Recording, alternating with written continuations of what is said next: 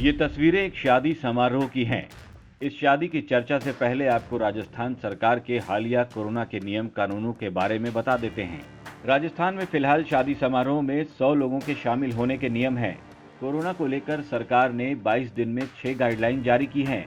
सबसे पहले 29 दिसंबर को गाइडलाइन जारी की, इसके बाद 2 जनवरी और 5 जनवरी को और फिर 9 जनवरी को गाइडलाइन जारी करके संडे कर्फ्यू, रात 8 बजे बाजार बंद करने, शहरों में 12वीं तक के स्कूल बंद करने जैसी पाबंदियां लगाई गईं। 13 जनवरी को संशोधित गाइडलाइन जारी कर संडे कर्फ्यू में जरूरी चीजों की दुकानों को छूट दी गई। अब 20 जनवरी की गाइडलाइन में शादी समारोह में 100 लोगों के शामिल होने की अनुमति दी गई है। चलिए अब बात कर लेते हैं उन तस्वीरों की।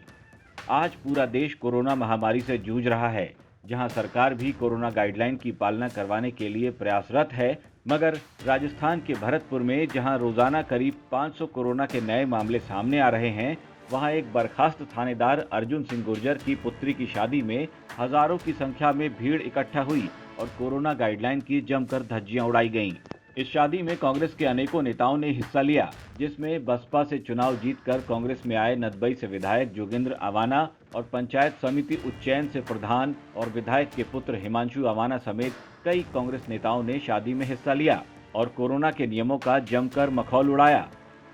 शादी में हजारों की संख्या में भीड़ जुटाकर न केवल कोरोना गाइडलाइन की धज्जियां उड़ाई गईं, बल्कि कानूनी रूप से प्रतिबंधित दहेज प्रथा का भी खूब बखान किया गया और इस शादी में 1,16,01,101 रुपए दहेज में दिए गए। इतना ही नहीं, पूरी भीड़ के बीच बैठकर शादी में करोड़ों रुपए दहेज देने की घोषणा भी की गई और रुपए भी वहीं बीच में रखे गए और इस दौरान सभी कांग्रेस नेता मौजूद थे।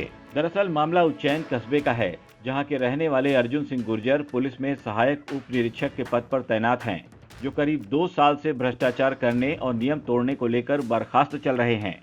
विगत दिन हुई उनकी पुत्री की शादी में करोड़ों रुपए दहेज दिया गया और हजारों की संख्या में भीड़ जुटाकर कोरोना गाइडलाइन की धज्जियां उड़ाई गईं, जिसमें कांग्रेस नेताओं ने भी हिस्सा लिया।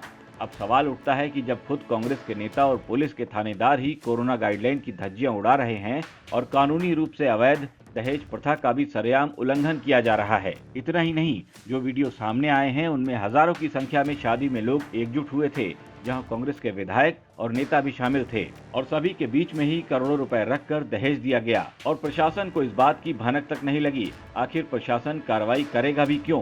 क्योंकि राज्य सरकार को समर्थन दे रहे विधायक जो मौजूद थे और शादी भी खुद थानेदार की बेटी की थी। राजस्थान तक के लिए भरतपुर से सुरेश फौजदार की रिपोर्ट।